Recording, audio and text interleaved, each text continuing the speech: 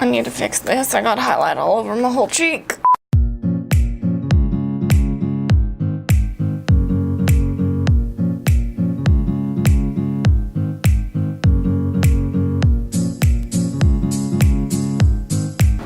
It's September. Welcome back to my channel, or if it's your first time here, welcome.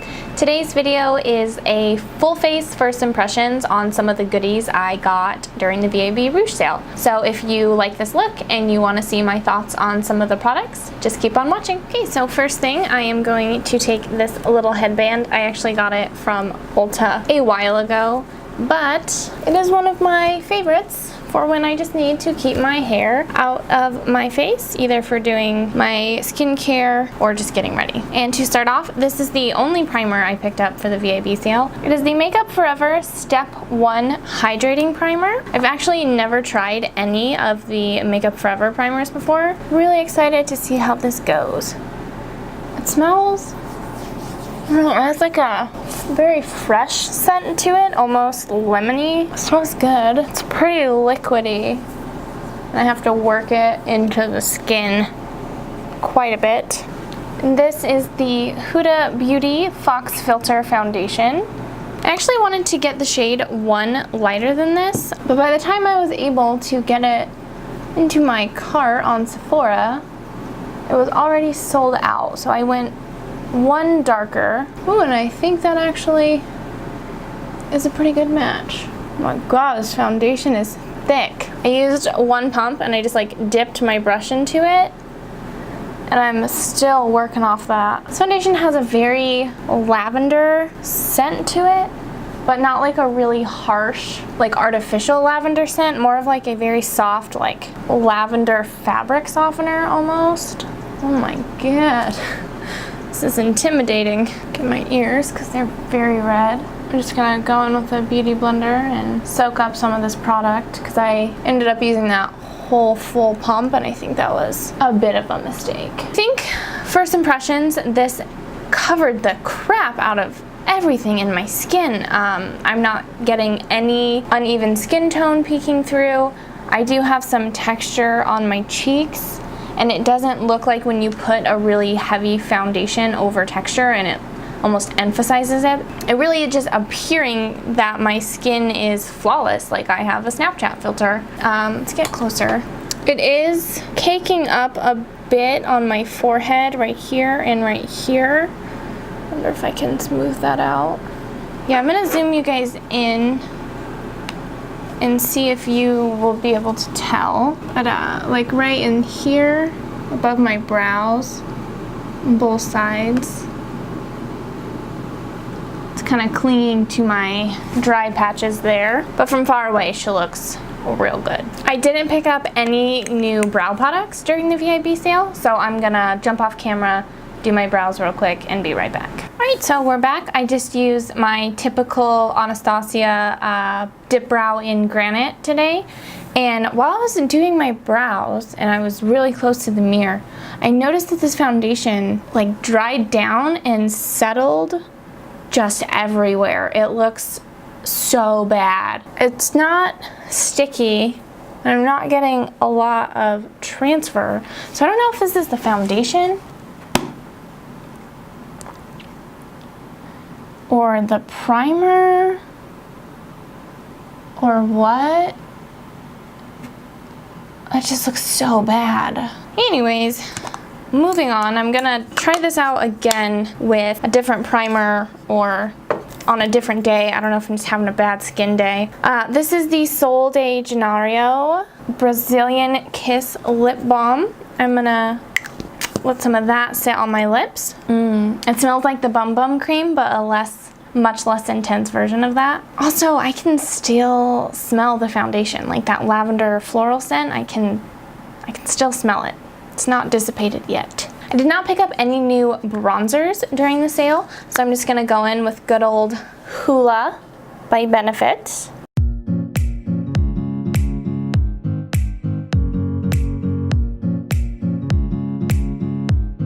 My forehead looks so unbelievably bad. Gonna bronze the shit out of it and try and hope that helps. This bronzer is one that I have used 100 million trillion times, and it has never been so patchy on me. I don't know if something is going on with my skin or if it was just this foundation, but I'm really struggling with this bronzer right now. Okay, I hope this, the rest of this goes more smooth. I picked up the Hourglass blush. This is in the color Dim Infusion. I've never tried anything from Hourglass besides the Vanish foundation stick, so I'm really excited.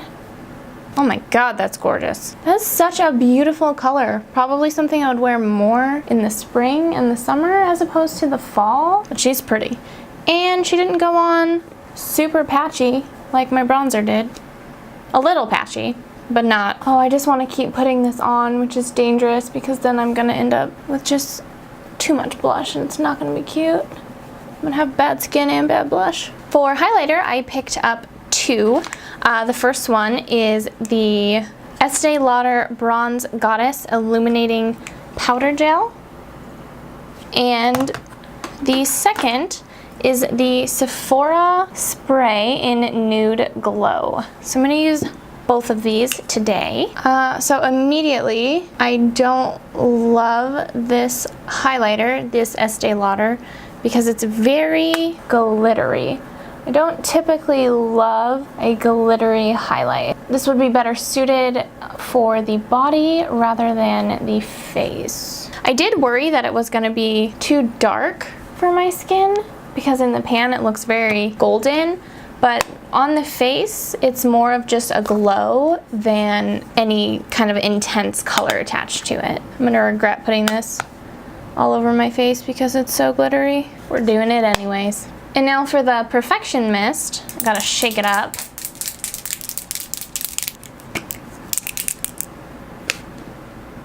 I should probably read the directions on this. Shake well, protecting hair and clothing, hold can 6 to 8 inches away from face, apply light pressure on the nozzle, allow 1 minute for the luminizer to set.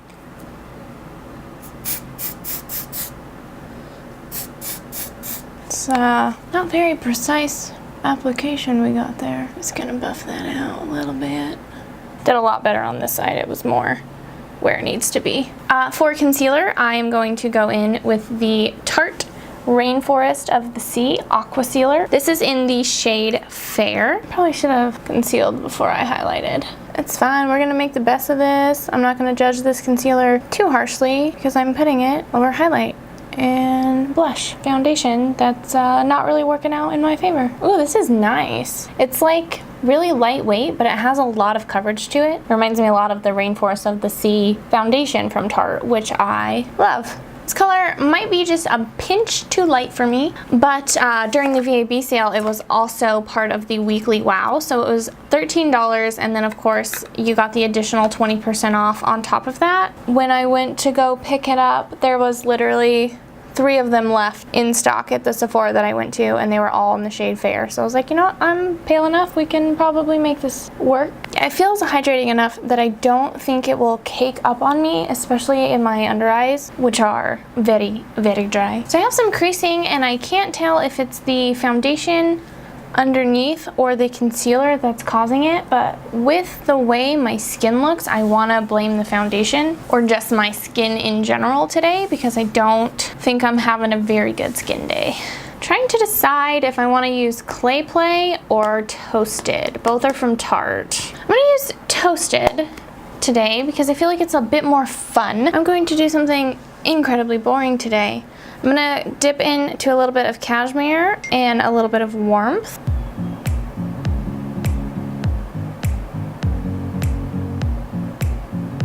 I don't know why everybody all of a sudden is on this kick about eyeshadow palettes being powdery, like it's such a bad thing. Like I feel like after Subculture launched, everybody's just like got their panties in a bunch about how much like kickoff eyeshadow palettes should have. And it was never an issue, I feel like, or no one even talked about it before Subculture. And now all of a sudden, every single eyeshadow palette is just like under scrutiny. Like I heard a lot of people saying that the Toasted palette is too powdery, but everybody in my life at least loves the Tarte In Bloom palette and Modern Renaissance, and really even Prism too. And like they're very, very powdery palettes as well. And no one cared until Subculture. Dipping in a little bit into Cozy.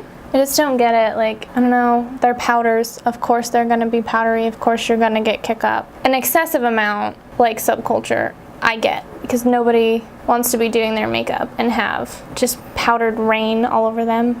But still, like, I think we can all take a step back and calm down a bit. This palette smells vaguely of chocolate, like some of the other Tarte palettes do. It smells really good. I'm gonna go into Fireside and deepen up our outer V a bit. This pigment is really packing a punch.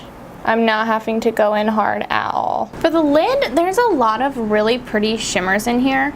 For example, Candle or Sunset are gorgeous colors. Even Flame I could see myself really loving. But I think instead I'm gonna tone it down a little bit and go in with a mixture of S'more and Sunrise. And these colors do look like they might have a bit of shimmer in them, but not as much as the others. I have to go to the grocery store after this, and I'm debating with myself if I'm gonna wear this makeup or just wash it off, because my skin looks horrible. You guys are probably sick of me saying that, but for eyeliner today, I'm going to go in with the Sephora collection eyeliner. This is just in matte brown, nothing fancy here. I want to use this because it is the only eyeliner I picked up from the sale. Sorry, it is really hard to talk and do eyeliner. I've used one Sephora brand eyeliner before, but it was just in black, and I liked it, but then I didn't buy it again for a long time. So I picked up the brown because they didn't have a brown liquid or gel eyeliner, and I feel like that's a staple in everyone's collection. And I went for liquid over gel because they do a lot of like shimmery eye looks, and I think liquid glides over better glitter than gel does. That wing got away from me a little bit. So the eyeliner goes on really nice. It's darker than I would have wanted it to, but still not as dark, as intense as a black, so I'm happy with it. All right, lashes are on, and now, ooh, lash is kind of on. My inner corner is poking up there. And now I'm just gonna do my lower lash line. I'm gonna take Cashmere and Warmth, keep it kind of light, but I want a little bit of definition down there. And then a little bit of Cozy and just a little dab of Fireside. Ooh, pigmented. Oh, I made a mistake. Oh boy. Alright, and now that the lower lash line is done, I'm going to go in with the Kat Von D Everlasting Liquid Lipstick in the shade Lolita. This one's kind of a cheat because I've worn Kat Von D liquid lipsticks before, but I've never worn the shade Lolita, which is, I think, one of her most popular, if not the most popular one she makes.